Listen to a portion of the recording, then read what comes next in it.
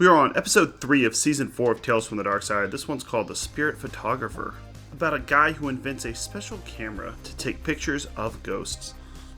Compare this earlier to something like the PS2 game's Fatal Frame, where you take pictures of ghosts and it kills them.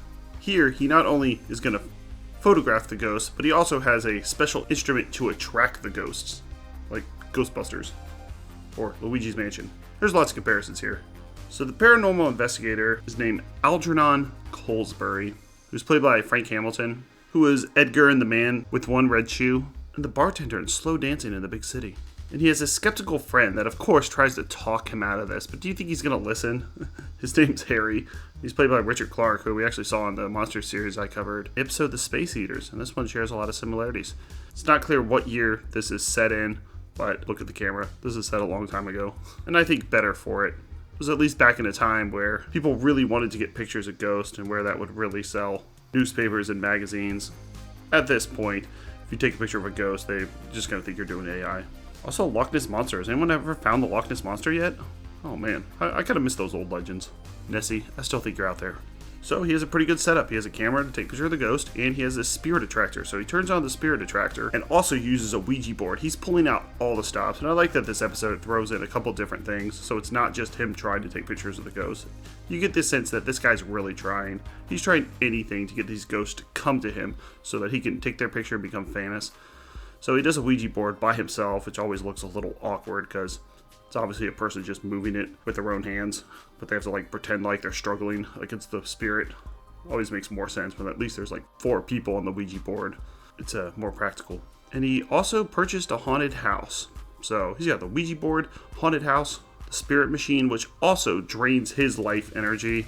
So he's on a limited time clock here. So we see he's already quite old. The actor Frank Hamilton is about 63 when this episode aired. And he gets older and older as episode goes by because the spirit machine is draining him. Another cool effect. There's a lot of smart things this episode does that we don't usually see in Tales from the Dark Side, and why I quite like it. And he is able to conjure a ghost of a girl, Lenore. And once again, the effect is quite good. Sure, they're using the translucent effect, but this is one of the few episodes that actually have a couple scares in it. You're not sure if the ghost is friendly or not. She acts friendly at first, but then there is a scene where it comes at him sneering like that, seemingly trying to hurt him. And so it's an episode that keeps you guessing. It's not 100% predictable where it's going to go, and actually throws in some good special effects. Once again, I realize it's a translucent effect, but the ghost actress does a really good job. And then you add on top of that he's also decaying, so you get double whammy. You know that he's going to die if he continues trying to contact these ghosts, but also the ghost might get him at the same time. And we get a twist of an ending, and we find out that, he's been dead a while, and it's time for him to cross over to the other side. And they handle this quite gently. It seems like even though he's draining his life essence and eventually ends up dying, he comes to peace with this and is actually able to cross over in a nice way, so it doesn't end in horror movie fashion with him being bloodied and battered or the music going dun dun.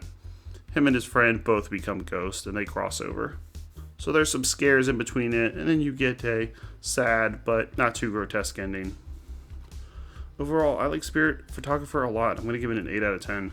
This is the best episode we've seen in a while. And actually contains some chills, some scares, keeps you guessing, and is original enough. Of course, there's been movies, games, books about people taking pictures of ghosts, but this throws in a lot of different stuff.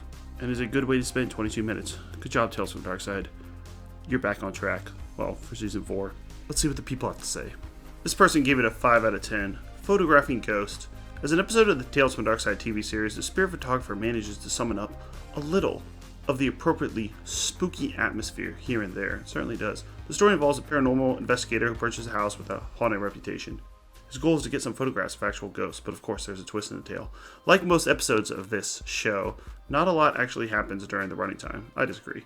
At least until the end, which you can put down to the lack of budget and the limited imagination of the scriptwriter. This guy's more negative than I am. I actually think it unfolds quite nicely. They have a short Ouija board scene. They have a short scene where he sets up this spirit attractor, but they don't spend that much time on it. He is actually able to photograph the ghost. Then he ends up meeting his friend and crossing over. Saying that this is still better than many other episodes as it actually features ghosts. Yes, and it's not just a person going, I'm a ghost. It's like, you don't look like a ghost. Yes, I'm a ghost, trust me. And a few effective scenes, and has some creepy bits here and there. It's also a little more original than most, which gives it some charm indeed. Next up is episode 4, The Moth, written by, he's back. Do I have to play his intro again? Here I come to save the day. Michael McDowell. We're finally out of the 5s on IMDb. We're up to the 6 rating, which if you see a Tales from the Dark Side of the 6, or God forbid the 7 range, it's at least a popular episode. So, Moth features, well, it's Michael McDowell, so it's going to feature a creature, of course. Check out our playlist for all episodes of Fear Itself, Monsters, Tales from the Dark Side, Mystery Science Theater 3000, Cowboy Bebop, and Pet Shop of Horrors. Thanks a lot.